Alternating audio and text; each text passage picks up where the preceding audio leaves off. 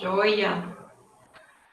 Bacana, pessoal. Gostaria de dar aí uma grande boa noite para todos os que já chegaram, que estão chegando, também para os que irão assistir essa gravação lá no Observatório Sistêmico, na nossa página do YouTube, a Metéia, a Aline, a Liana, a Gabriele, Carolina, Maria de Fátima, nossa ilustre convidada, Kedma, tem muita gente aparecendo, Kelly, Rebeca, muitos nomes aqui eu vou saltar. Não só os nossos alunos, né, os visitantes, os interessados, também todos os integrantes do nosso grupo de extensão de Direito Sistêmico, as ilustríssimas professoras Raquel Rabelo e Mirelle Fernandes. Esse evento aqui é mais um dessa série de... Boa noite, Carolina. Uma série que a gente, na verdade, vai começar, né, com a obra, mas de uma série que a gente está se propondo a fazer para trazer para vocês os estudos sobre direito sistêmico, constelação familiar.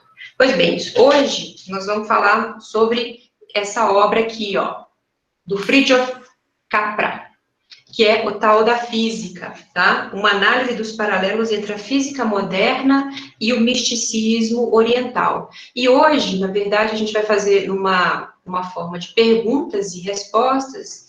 A gente vai ter a Gabriela Fortunato Rodrigues Lima e a Isabela Ribeiro de Souza, ambas advogadas, formadas na Kennedy no ano passado, não é isso, meninas? E sem muita delonga, eu já passo a palavra direto aqui para a Gabriela. Com você, Gabriela. Boa noite, gente. Muito bom estar com vocês, né? Mesmo que virtualmente de novo. Vou falar um pouco para introduzir nossa fala, né? Do livro, só para vocês situarem um pouco. Então, esse livro, né? O Tal da Física, como a Raquel já falou, foi escrito por Joe Capra. E esse é um livro que é datado, assim, né? A versão original dele de 1975. Só para contextualizar o que estava acontecendo em 1975, né? Nessa época. Tem tudo a ver com o contexto do livro. Dentro da física, estava havendo uma transição da física clássica, né, no século XX, né, bem no início do século XX, estava havendo uma transição do física clássica para a física moderna.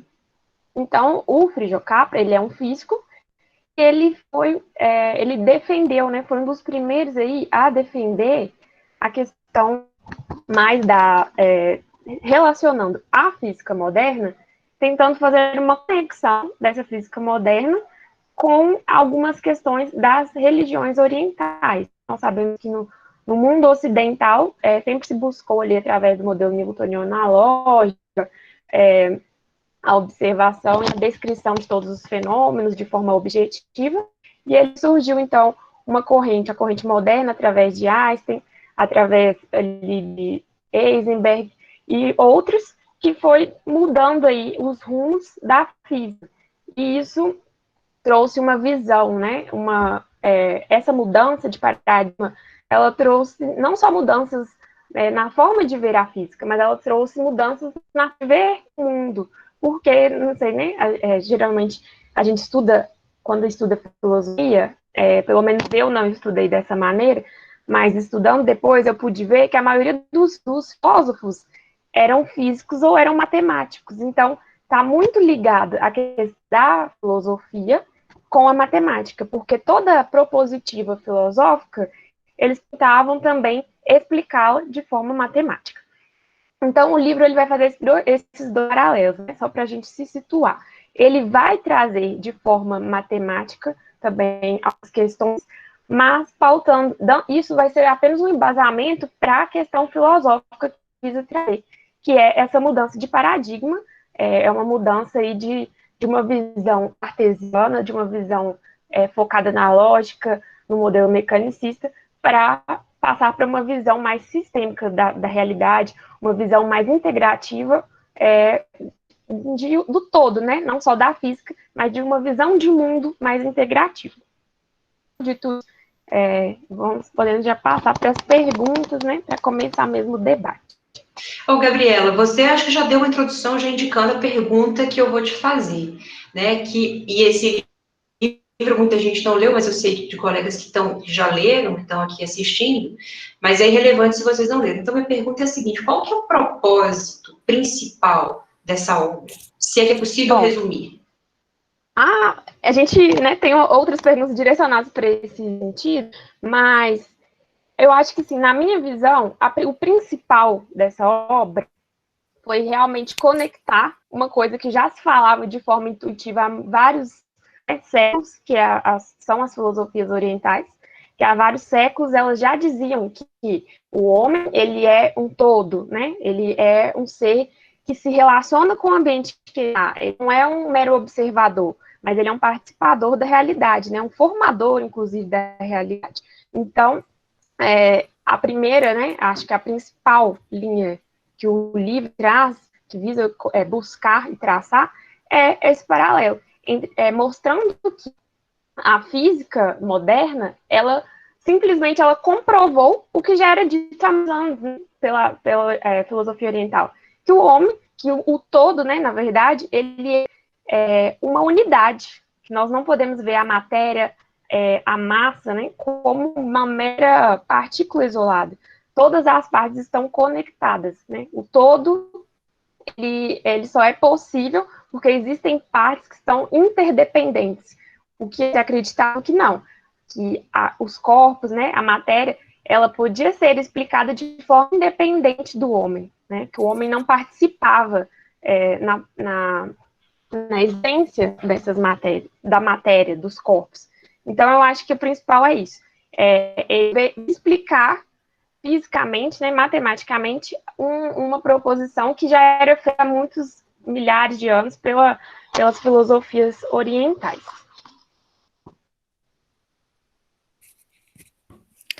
É isso mesmo que a Gabi falou, né? Que o livro ele apresenta para gente muito da física clássica, da física moderna, fala também das religiões, das tradições, né, místicas, e ele divide muito bem, falando que o Ocidente, o lado ocidental do nosso planeta, ele é muito racional, ele é baseado na ciência.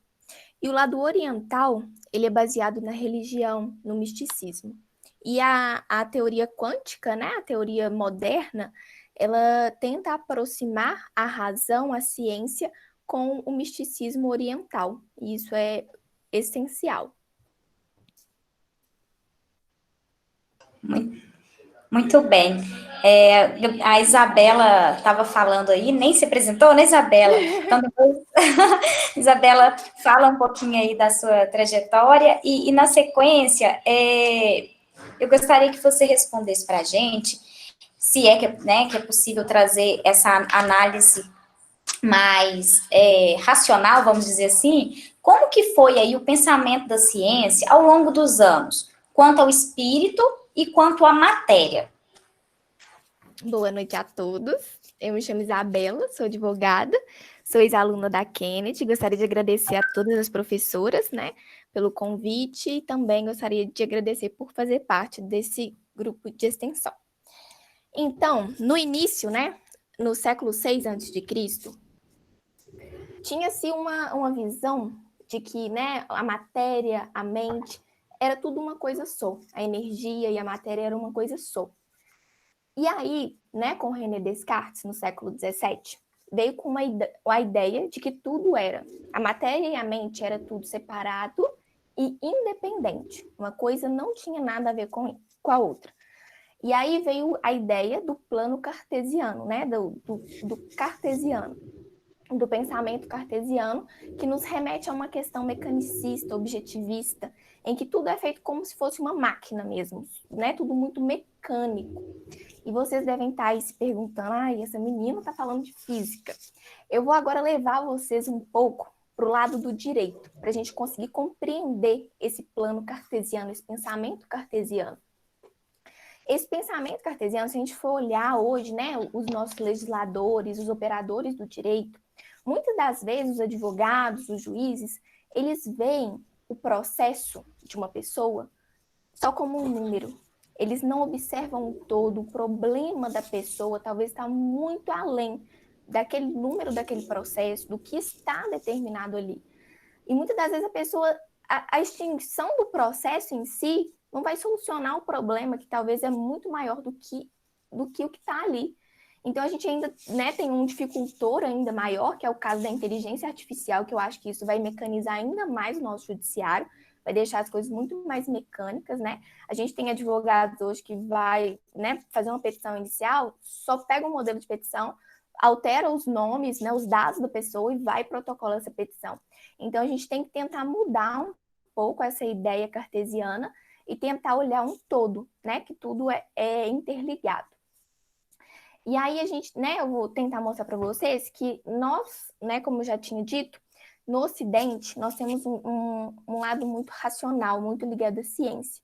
E o lado oriental, né, ele é muito místico, muito ligado às energias, que tudo está uma coisa interligada e conectada com a outra. E aí, pode fazer a próxima pergunta, que aí eu vou dar uma conexão. Oi, boa noite, pessoal. E para quem não sabe, a ela foi estagiária do Núcleo de Práticas Jurídicas, né? Hoje em dia já todo, né, uma bagagem por trás e para a gente ver qual é a importância, né, de estar fazendo estágio. Ô, Isabela, sabe uma coisa que eu acho que todo mundo está se perguntando? Conta pra gente o que seria essa física moderna. O que é física moderna, né? Principalmente para esse povo do direito que tem pânico de física, né? Conta pra gente, então, o que é essa física moderna? Exatamente.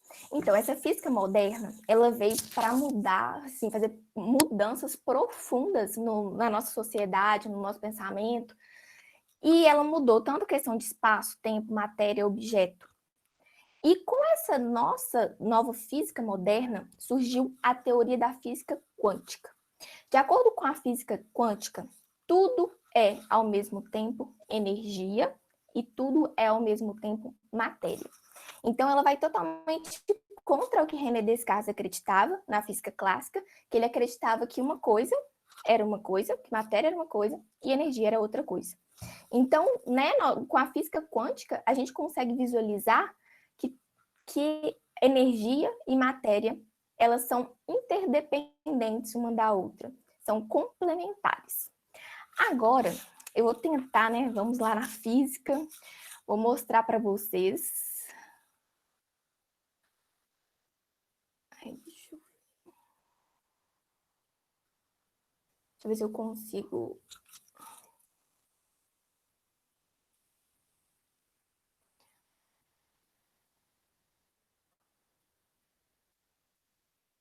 Vocês estão conseguindo visualizar? Perfeitamente. Pode continuar. Aí agora eu vou explicar para vocês um pouco sobre átomos. Vamos lembrar, né, das aulas do ensino médio. Primeiro nós temos a teoria de Dalton. Dalton acreditava que o átomo era o quê? Que era algo maciço, que era algo indivisível, que era algo indestrutível, que era algo sólido. E aí nós temos a teoria de Rutherford, que é mais ligada à teoria quântica. De acordo com Rutherford, o átomo, eles são formados de vastas regiões de espaço, no qual partículas extremamente pequenas se moviam. Sendo o átomo, né, gente, na teoria, na primeira teoria, a gente tinha o átomo como algo maciço, sólido. Deixa eu parar a apresentação. A gente tinha algo como o átomo como algo maciço, sólido, em que o átomo era só matéria. Agora, com a teoria de Rutherford, a gente sabe que o átomo, ele além de matéria, ele também é energia. Então, agora a gente sabe que a matéria e a energia, elas estão interligadas. E o que isso tem a ver com direito? De acordo, né, com René Descartes, a questão era toda cartesiana, dividida, né? Uma coisa é energia, outra coisa é matéria. Aqui a gente tem o quê? Que a gente, como operador do direito, como, né, legislador, a gente tem que olhar não só aquele processo como um processo, as partes como partes. A gente tem que olhar que tem muita coisa além disso. A gente tem que olhar que tem alguns outros problemas, ainda mais na questão, né, do direito à família, a gente tem coisas que são relacionadas à família, se a gente não resolver, vai ocasionar outros problemas. Não adianta a gente, por exemplo, vamos ingressar com uma ação de alimentos. Primeiro, talvez não ache o pai. Segundo, se pode ter uma sentença favorável, mas aí depois vai ter que executar, né? Vai ter que fazer uma execução de alimentos. Então, se a gente resolver aquele problema na raiz, se a gente analisar o processo como matéria e energia, a gente talvez consiga resolver aquele problema realmente. E hoje a gente está tendo alguns avanços, né, nessa questão, que a gente tem hoje conciliação, né? A gente está tendo a justiça restaurativa, a gente tem conciliação, a gente tem mediação, a gente tem também constelação familiar sendo aplicada no nosso judiciário. E para quem não sabe, para quem chegou agora e não sabe o que é constelação familiar, vou explicar para vocês. A constelação familiar, ela é um método terapêutico que foi criado por Bert Hellinger. E ele tende a trazer harmonia para a família, para tentar não, né? E ele tem três leis básicas, que é a harmonia, o equilíbrio e a precedência. E quando uma dessas leis, né, não são respeitadas, ocorre um desequilíbrio. E esse desequilíbrio ocorre os emaranhamentos. Então, em causas de família, a gente, né, deve utilizar a constelação familiar para solucionar os problemas que às vezes vêm de padrões, às vezes vêm, né, passando de geração em geração. Então, a gente tem que ter esse olhar mais humanístico da justiça também. Boa noite, pessoal. Meu nome é Shirley, eu também faço parte desse grupo de pesquisa e extensão, com muita satisfação. As meninas estão arrasando aí. Eu queria saber da Isabela, já que é um dos principais propósitos, né, do CAPRA, nesta obra, fazer este paralelo entre a física moderna, né, a física clássica. Eu queria saber da Isabela se é possível haver, então, harmonia entre o espírito oriental e a ciência ocidental. De acordo, né, assim, até mesmo com o livro, eu acredito que não é só possível, como é essencial haver essa harmonia entre a ciência, né, ocidental, do lado racional, com o misticismo oriental, que é o lado religioso, o lado emocional.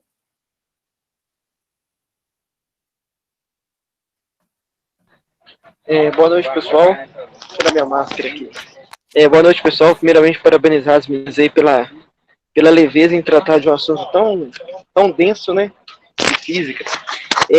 Aproveitar o gancho, Isabela, eu queria te perguntar, de acordo com o autor, com o livro, né? A mente humana ela é capaz de ter quais os tipos de conhecimento? E se existe alguma diferença desse conhecimento no Ocidente e no Oriente? Obrigada, Romário. Então, de acordo com o livro, a mente humana ela é capaz de ter a conscientização,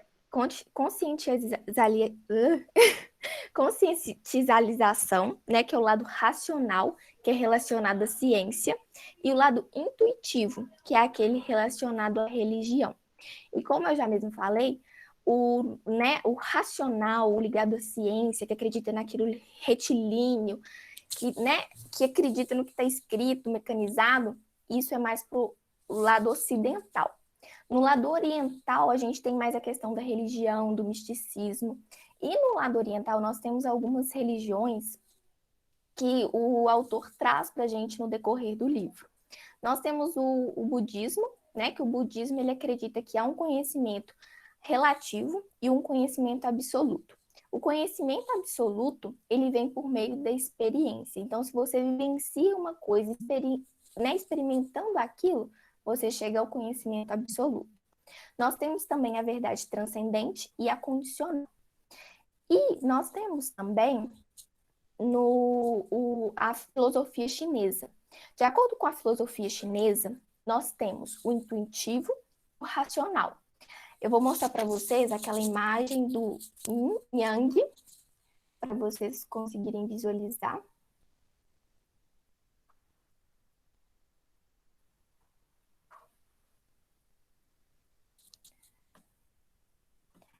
Essa é a imagem do Yang. que de um lado ele demonstra o lado racional, né? O lado preto é o racional, e o lado branco, né, com o coração, é o lado intuitivo. E essas duas coisas, elas não estão separadas. Essas duas coisas estão se complementando. Que quando você complementa, né, o raciocínio com a emoção, a energia com o material, você consegue chegar a um equilíbrio. E nós temos também, né, o taoísmo, o Zen e o taoísmo, que também prezam pelo equilíbrio entre o raciocínio e a emoção, o intuitivo e a razão. E é isso.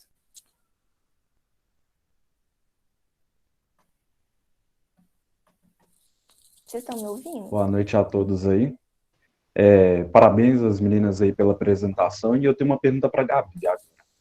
Ô, Gabi, qual que é o que seria esse tal descrito aí no título do livro e dessa obra, né? E qual que é a relação, o sentido dessa relação feita pelo autor? Boa noite, Ariel, tá joia? Então, gente, eu também nem me apresentei, né? Todo mal educado.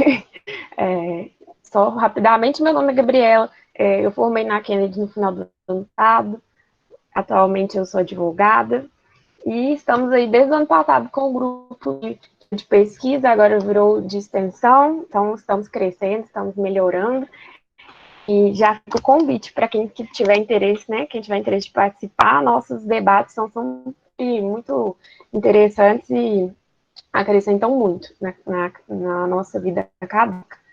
Bom, então, Ariel, antes de começar a explicar o que seria, né, o tal, eu queria retomar com vocês um pouquinho o que o Capra fala lá no início do livro. No livro ele explica um pouco sobre os conceitos de onde veio, né, o física. E ele, no início do livro, ele vai fazer um paralelo ali que no início da humanidade, né, como a Isa já falou, no início da filosofia, no primeiro período da filosofia, os saberes, eles eram integrados, né? Não existia essa, hoje vai ter de ciências, hoje vai ter aula de filosofia, hoje vai ter aula de biologia. Não, todos os saberes eram ensinados, eram passados de forma interligada. Não existia separação do saber, né? Era um saber passado de uma forma linear, de uma forma, não de uma linear, né, no sentido literal, mas era um saber passado de forma integral, né? O saber era interdependente, da mesma forma que você aprendia, você não tinha como você aprender filosofia sem entender a matemática, por exemplo. Então, ele ressalta isso no início do livro, e ele traz esse contexto para poder dizer que a física, né, o termo física, ele se usa nesse contexto, no contexto em que tudo era ensinado de uma forma global, de uma forma integrada. E aí ele diz no livro, né, hoje a gente vê conceitos reduzidos de física, mas segundo ele, no conceito dele, né, dentro do livro, o termo física significa tentativa de ver a essência das coisas. Então, eu achei isso muito interessante, que é essa tentativa de ver a essência das coisas, e depois, se você for olhar lá na frente, né, a física clássica, ela saiu um pouco desse propósito de olhar, né, ela olhou a essência das coisas, mas tentando ver de uma forma mais separada, né? Como se o homem não fizesse parte daquilo. Se a física surge num contexto em que o homem ele não só transmite conhecimento, mas ele faz parte da construção do conhecimento, e lá na onde eles separam o homem, né? Como um mero observador, um criador do conhecimento, mas ele não participa do conhecimento. Então, assim, dito isso, né? Dito que a física é a tentativa de ver a essência das coisas, passamos para o tal, né? O tal, o que significa isso? É uma das religiões, né, chinesas, que é uma das religiões orientais que ele traz no livro. Essa religião, ela foi criada por Lao Tzu, que é autor do livro Tao Te Ching, que é um dos livros como se fosse a Bíblia do Tao. Então, tudo é baseado nesse livro. E esse Lao Tzu foi o criador. E esse Tao significa, né, na literalidade, harmonia com a natureza. Né? Tem uma parte do livro que ele até dirige esse termo para como caminho também, mas em tese é a harmonia com a natureza. Então, o taoísmo ele diz respeito a uma sabedoria que é oriunda da harmonia entre todas as coisas com a natureza. Eles não acreditavam ali na lógica para explicar todas as coisas e que as coisas eram separadas, né? Eles acreditavam que tudo tinha que estar e estava, de fato, em harmonia com a natureza. Então, fazendo um paralelo disso, né? Qual que é o tipo de relação feita pelo autor? Acho que, na minha interpretação, né, quando o tal da física, você acha assim, nossa, quem que é esse o tal, né? O tal, quando você está falando, fulano é o tal. Aí, pelo menos, eu na hora que li, falei, nossa, mas que erro de português, como se o livro tivesse escrito em português. Mas lendo o livro e acompanhando, entendendo o que ele quis dizer, é exatamente esse paralelo que ele faz com o quê? O Tao é uma das religiões orientais da física, porque existe ali o conceito de física dentro do livro. Mas mais do que isso, né? O que eu pude entender assim, de paralelo é como se ele estivesse dizendo o quê? Que a harmonia, né, é a física explicando que tudo está em harmonia com a natureza. Então, o Tao, que significa a harmonia com a natureza, a física, que é a tentativa de ver a essência de todas as coisas, comprovando que, através da física moderna, que todas as coisas estão em harmonia, né? E todas as coisas estão em unicidade, e que, como a Isa falou sobre a questão do Yin e Yang, ele fala também dentro do livro, que o Yin e o Yang são a energia masculina e a energia feminina.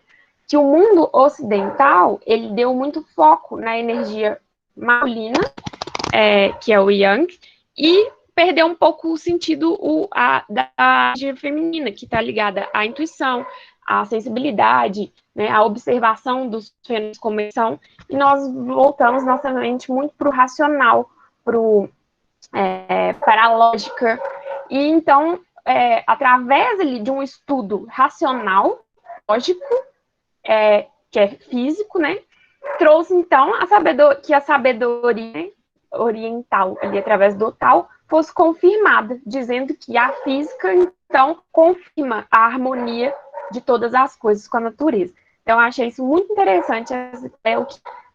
O título não é por acaso, né? E vai muito além de simplesmente relacionar uma religião com a física.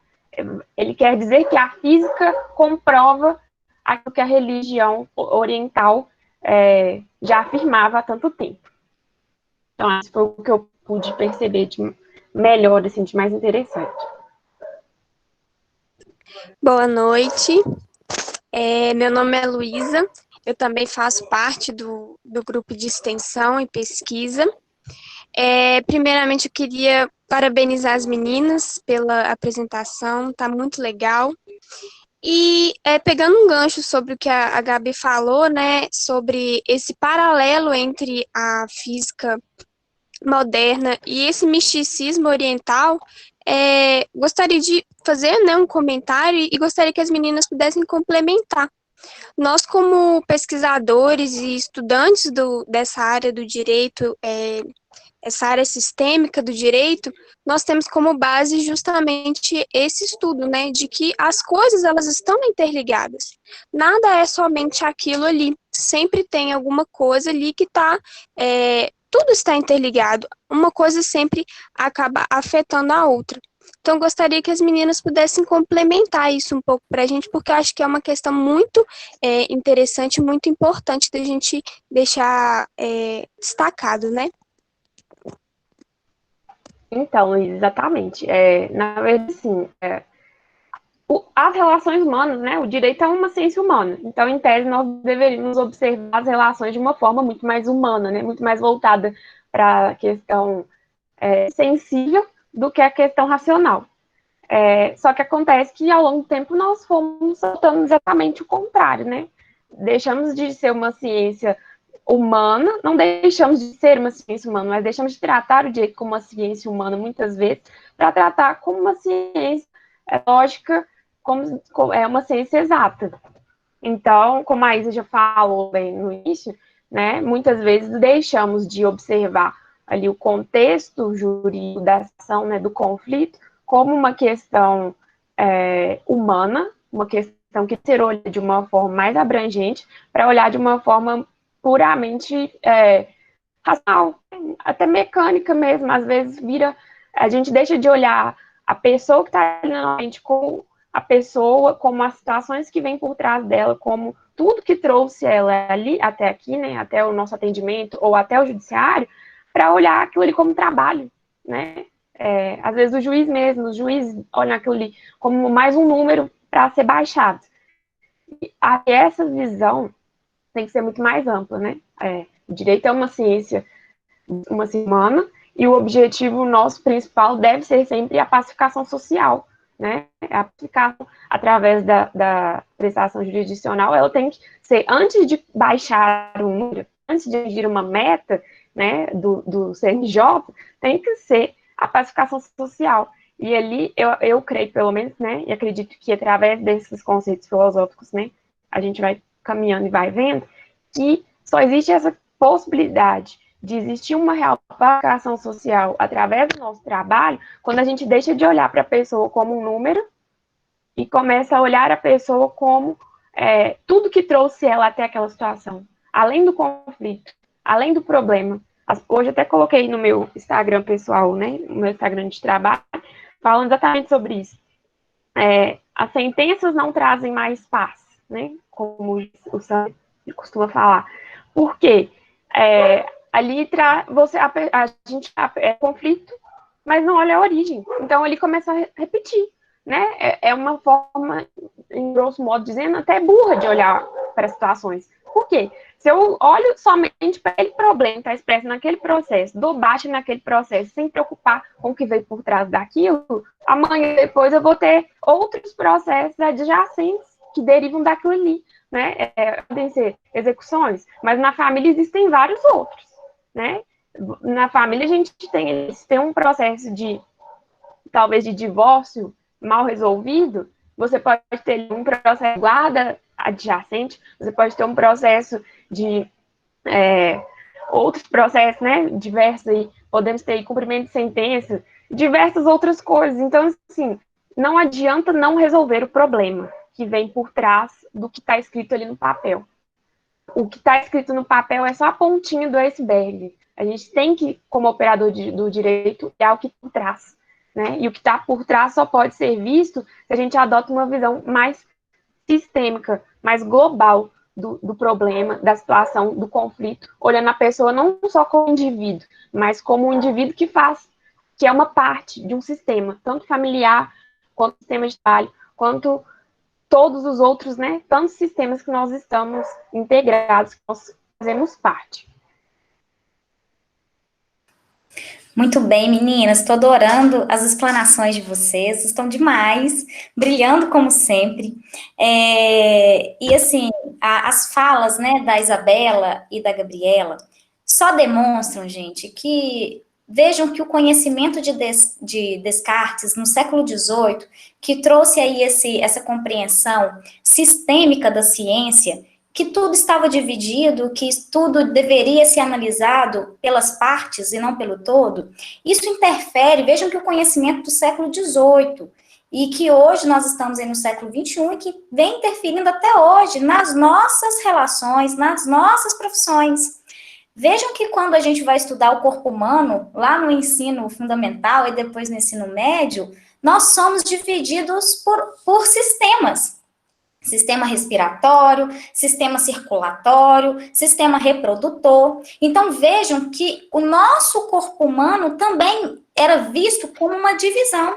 E que, inclusive, até hoje, quando a gente vai procurar um médico, eu tenho que procurar um especialista, porque eu estou com X problema, né? Então, vejam que a ciência, né, a ciência médica, inclusive, ainda lida com essa ideia de que o sistema humano deve ser visto de forma dividida, isolada, e não pensando na ideia da unidade. O nosso conhecimento jurídico, as instituições de ensino superior, vamos falar aqui, a gente tem conhecimento do ensino e do direito. As cadeiras do direito são divididas como em ramos, e aí os alunos, nós, professores, né, nós ministramos ali conteúdos separados por ramo. Então, primeiro nós temos uma grande cadeira, direito civil e direito penal, e direito processual, né, isso, processual penal, e aí tudo dividido. E vejam que quando a gente conecta um conhecimento com o outro, a absorção do conteúdo e o conhecimento acerca de uma ideia processual e teu raciocínio jurídico flui muito mais. Então, vejam que ainda hoje, vejam que uma ideia do século XVIII, né, da ideia de cartesiana, de que a ciência é separada, a ciência deve compreender ali, né, a ideia de conhecimento deve ser dividida, ainda interfere até hoje. E o conhecimento e as metodologias de ensino hoje ainda têm uma dificuldade enorme de ultrapassar esse modelo de sistema e de ciência que foi trazido por Descartes e que até hoje, mesmo a gente tendo aí contato com a física quântica, né, e com as leis de Newton, ainda assim, isso vem interferindo na nossa vida, porque a mudança cultural, gente, não é algo que é mudado de uma década para outra.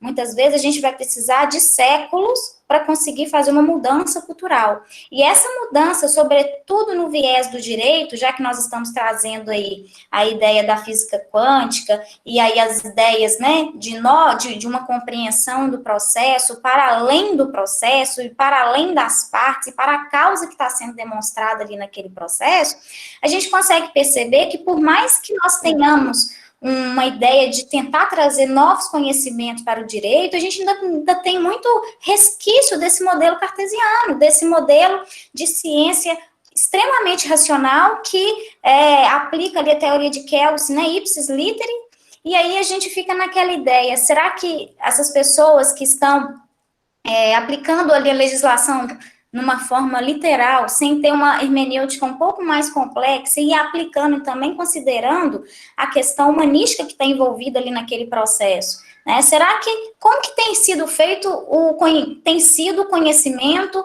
e a produção de conhecimento dentro das instituições de ensino? Então, isso é muito importante, a gente tem que questionar isso, porque só a partir desse questionamento que novos profissionais com outros olhares serão levados para o mercado de trabalho e que, obviamente, vão repercutir lá nos processos judiciais e nos outros processos, sejam eles administrativos, extrajudiciais, e que o profissional do futuro seja realmente um gestor do conflito, e não simplesmente nessa ideia de que litigar é a melhor forma e que o judiciário tem um monopólio.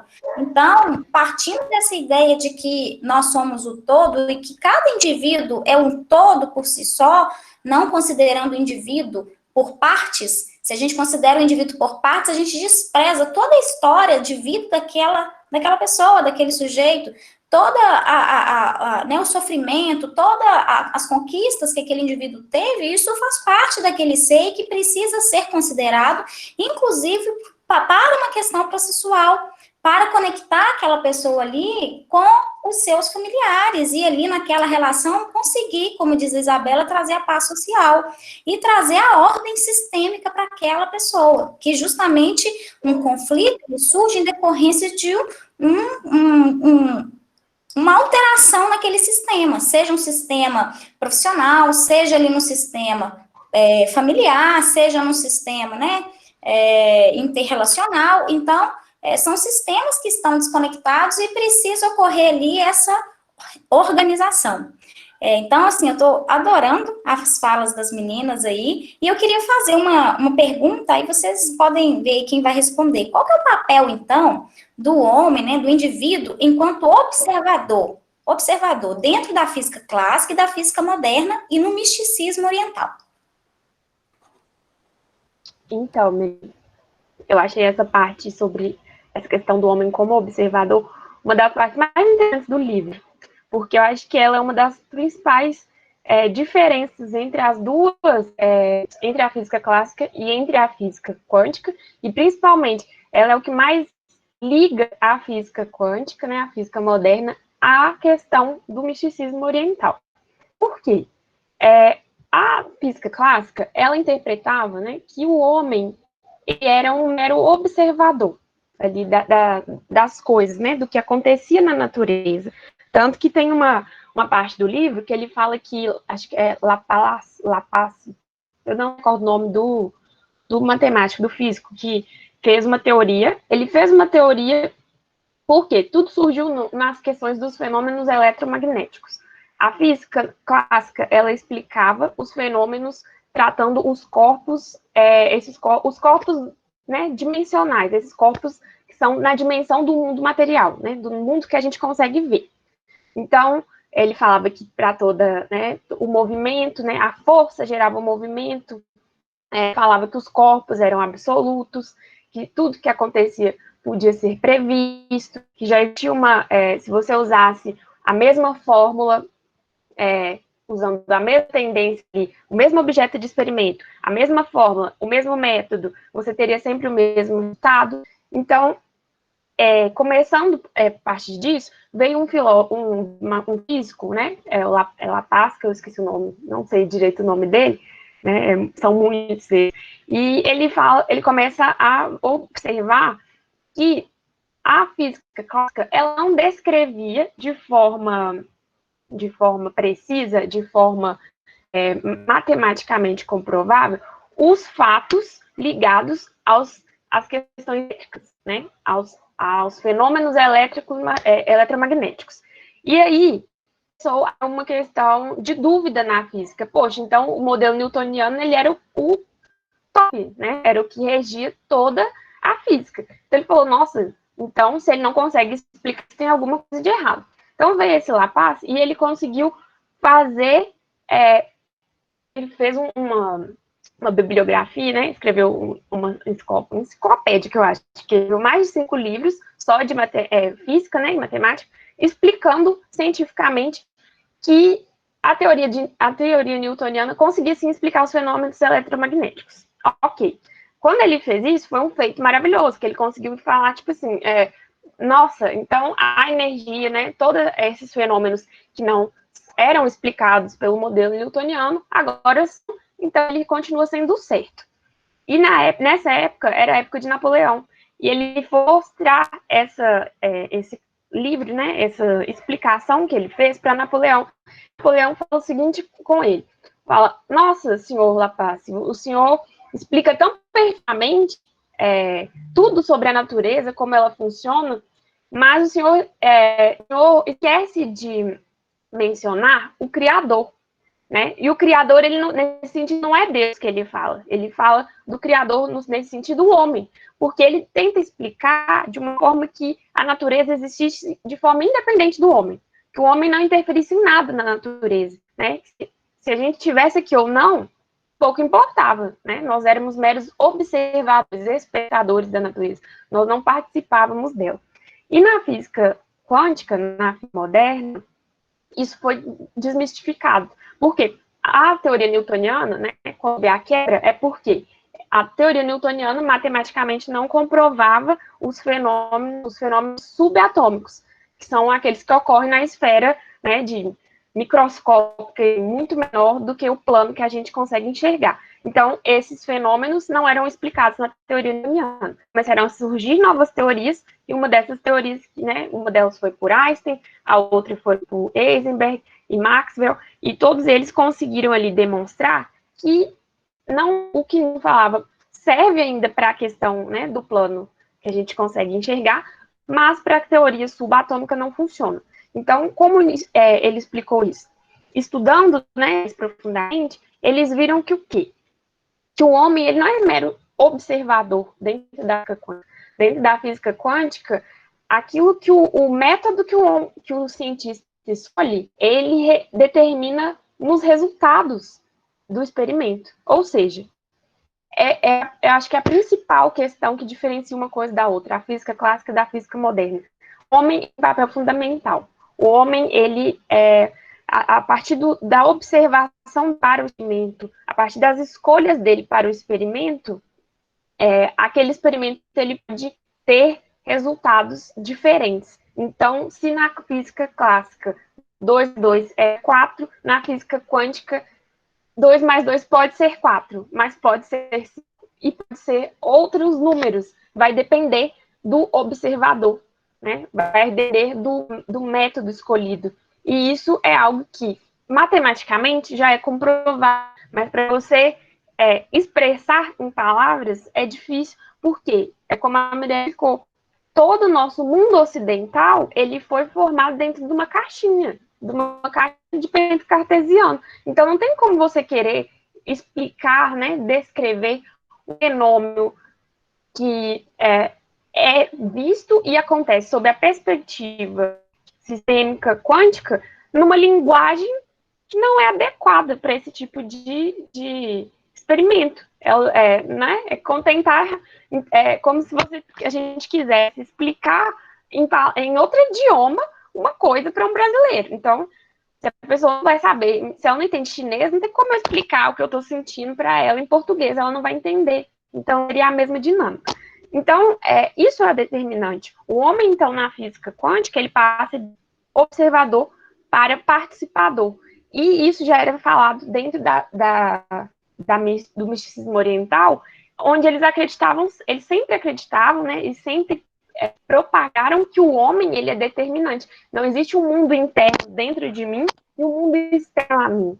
O mundo interno e o externo, eles são conectados, eles são ligados. E isso ficou comprovado na física, porque o mesmo átomo que forma as minhas células é o que forma o ar, é o que forma tudo que está ao meu redor. Então, como eu posso ser algo apartado se a minha estrutura é a mesma que uma do lado de fora, né? Tudo que está externo a mim é a mesma coisa que tem dentro de mim.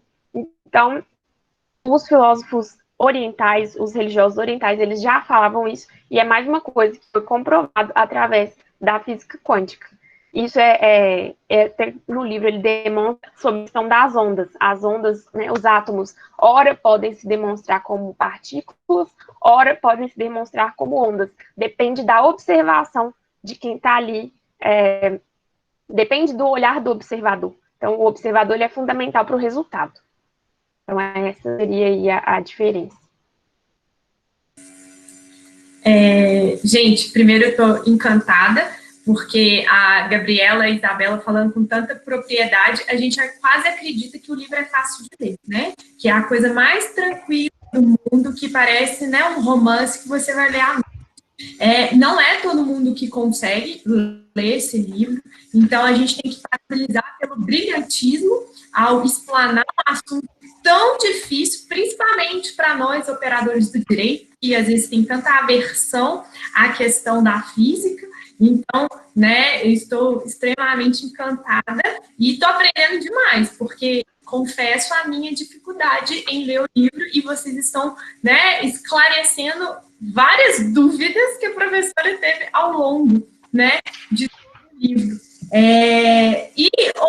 Gabriela, só uma coisa. A gente está entendendo essa evolução, né, na forma de se pensar da física, só destaca, né, até por causa em virtude do nosso horário, quais são os desafios enfrentados, né, pela física quântica. Conte, só destaca rapidamente, né, quais são os desafios, né, que a gente pode falar, né, do ensinamento em relação, né, à descrição das experiências, né, pela física quântica. Isso assim, né, os desafios, eu até comecei a falar um pouco disso, e é exatamente a questão da descrição, da linguagem. Por quê? O saber intuitivo, o saber místico oriental, eles são baseados no fenômeno, então eles estão acostumados a sentir as coisas, né? Eles têm uma experiência completa da situação, do fenômeno. Então eles não ficam tentando reduzir aquilo em palavras, eles simplesmente sentem, eles simplesmente expressam. Eu acho que até a forma de escrever deles, a gente já consegue ver, né? Eles ficam a palavra inteira num símbolo. Então, a gente já vê que aquilo ali é diferente, né? Eles têm, acho que ainda, a mente ligada à questão daquele conhecimento passado de forma integral. Nós não. Nós fomos ensinados o tempo todo, né? Desde muitos séculos, pensar de forma lógica, racional, dentro da caixinha, né? Que uma coisa é uma coisa, outra coisa é outra coisa, se eu junto tudo não dá certo. Então, o principal desafio da física quântica hoje não é comprovada matematicamente, porque ela já é há muito tempo. Inclusive, ela é utilizada em muitos no nosso dia a dia que a gente nem sabe, né? Se a gente está podendo aqui falar umas com as outras, através do vídeo. Isso já comprova que a física quântica existe, que ela é real, né? Isso aqui é frequência, isso aqui são ondas, né? Tudo que liga aqui dentro desse computador é construído com base na mecânica quântica. Então, para além dessa situação matemática, tem a situação de descrever, de conceituar o fenômeno. Então, conceituar o fenômeno que é essencialmente quântico, que é essencialmente fenomenológico, em uma linguagem que é essencialmente, basicamente cartesiana, dentro da caixinha, é difícil. Então, por isso que existem muitos incrédulos por aí, porque é uma coisa a se experimentar, e não a se descrever, que é uma das coisas até que Bert Hellinger fala, a maioria das vezes, nos livros, que é a questão de não tentar resolver, né? Não tentar escrever, não ficar dando muita informação. A gente tem que experimentar o fenômeno, para então saber que ele existe. Então, acho que basicamente é isso. É sentir e não ficar tentando ficar com conceitos, encaixar isso de uma forma lógica e racional. Somente saber que existe, que é real e que é verdade. Temos tempo para mais uma pergunta? Talvez a última pergunta? E aí eu vou deixar para as meninas definirem quem que vai responder.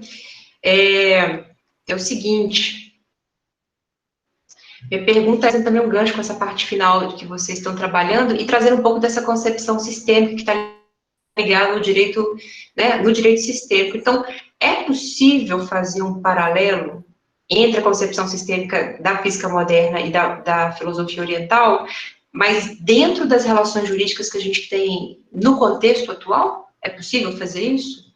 Sim, com certeza. Na verdade, acho que é um pouco do que já falou, né, basicamente, mas de uma forma rápida e de uma forma objetiva, é como a gente já tinha falado, né, antes, e que várias pessoas, né, principalmente o Dr. Sam Storch, que é um dos defensores aí da visão sistêmica dentro do direito, que ele fala, é que o profissional do direito, ele deve ser muito mais que um finalizador de processo, né, ele deve promover a pacificação social. Então, acho que hoje, não só no direito, como nos vários ramos, como na saúde, em vários outros ramos, a gente tem visto que o que funciona mais é olhar para todo, né? Tanto que aí a gente vê principalmente agora nessa questão de ansiedade, do povo dentro de casa, você vê que cresceu muito mais as medicinas, as terapias, né, orientais, as terapias alternativas, porque elas olham o foco do problema de forma global. Não trata a dor de cabeça te dando remédio, eles vão lá e consertam o seu trauma de infância que está te dando ali aquela dor de cabeça. Então, no direito é a mesma coisa. Nós temos que trazer pacificação social, né? Trazer esse viés da justiça restaurativa, e só existe justiça restaurativa, só existe pacificação social quando a gente olha para além da pessoa, para além do conflito, para além das páginas de um processo. Então, quando a gente começar a adotar esse olhar para a pessoa, muito mais voltar para a pessoa do que para resolver o meu trabalho e ir embora às 6, acho que vai conseguir, então, ter uma solução real do conflito. Finalizar não só processo, mas finalizar o conflito das pessoas, trazendo paz para a vida dessas pessoas, dessas famílias, desses sistemas. Isabela. Parabéns. Ai, desculpa, Raquel, só queria... Não, pode falar. Eu queria chamar aí o Domingos, o Arlen e a Ariana, que são, né, expert também em física, para poderem complementar, falar alguma coisa, porque, né, todo mundo tem aqui, todo mundo pertence, né, então a gente não vai excluir ninguém. Então, se vocês se sentirem confortáveis, à vontade, podem ligar o microfone, se quiserem também ativar a câmera, podem ficar à vontade para poder fazer aí suas explanações. Eu não acredito que a gente está aqui explicando física para gente especialista em física. Meu Deus, que vergonha! Ai, que bom que vocês avisaram agora. Falência total. Vamos lá, gente? Estão falando aqui que as meninas explicaram tão bem, nunca pensou que ia gostar de física um dia da vida. Faça ali na minha as minhas palavras. Não, e assim, é importante, gente. O que a física... Professor. Oi, Arlen.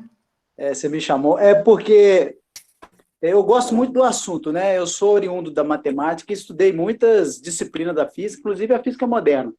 Gosto muito da física quântica também.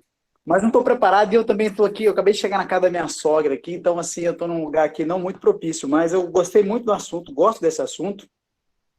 E realmente o que as meninas falaram aí, tudo é energia, tudo no universo vibra, né? E as pessoas influenciam uma na outra, porque a sua frequência, a sua energia, você é um polo transmissor de energia como receptor também, né? É mais ou menos como uma antena de celular.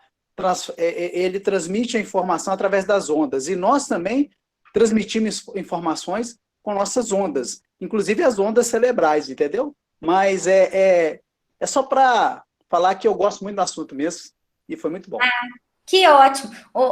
Gente, a fala do Ali foi pontual, foi porque, né, justamente nessa ideia de transmissão de energia, inclusive cerebral, que a gente trouxe esse debate justamente porque nós vamos fazer ciclos sistêmicos, né, de conversa e de debates relacionados aí à constelação familiar.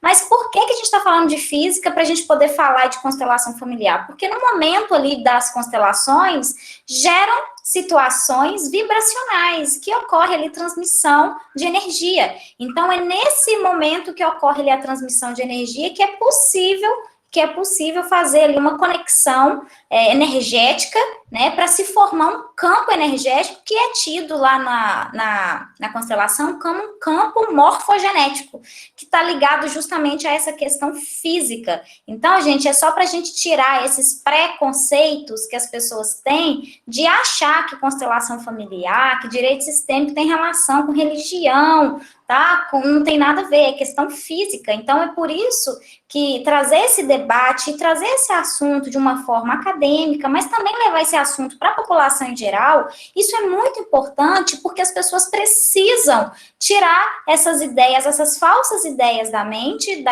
das ideias, e passar a pensar que a constelação familiar pode e muito contribuir para o direito, porque nós ainda temos muito preconceito de achar que, vamos trazer algo que é não científico para uma ciência científica, uma ciência social aplicada, como que isso vai funcionar? Não existe respaldo jurídico, mas existe. A física quântica traz aí esses respaldos e que, por isso, trazer esse assunto para o meio acadêmico é essencial, é importante levar luz e levar esse conhecimento à população.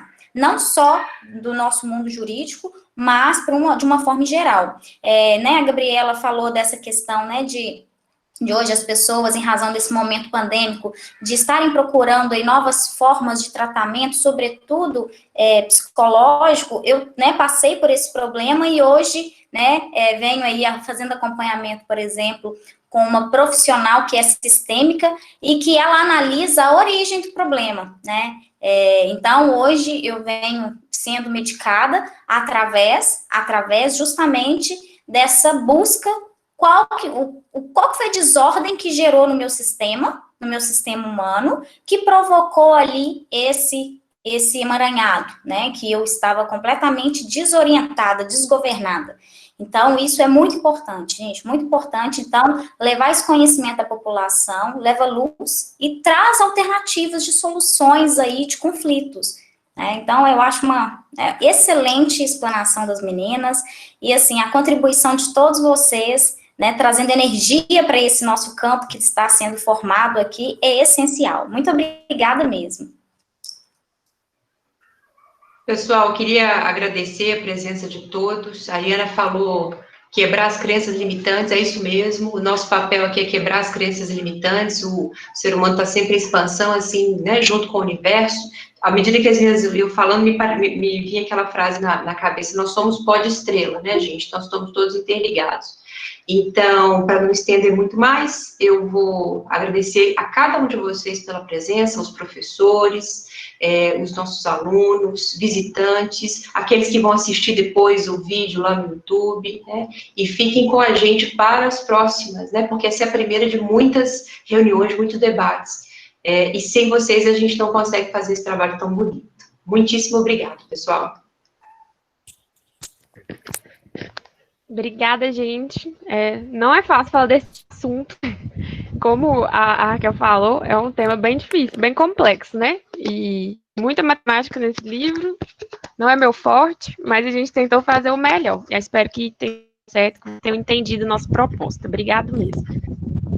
Eu quero também agradecer a todos e agradecer ao grupo de extensão, às professoras. Foi muito bom estar com vocês.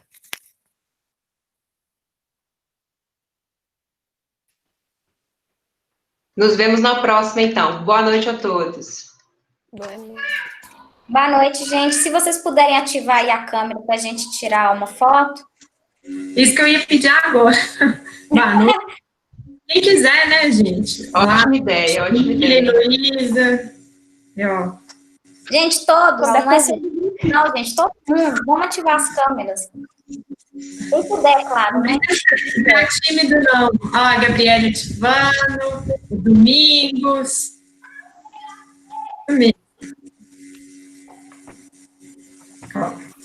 Aproveitando aí, quem ainda não segue lá no Instagram, seguir o Observatório Sistêmico e também fazer inscrição no canal do YouTube, tá, gente? E divulgar, chamar os colegas, os amigos.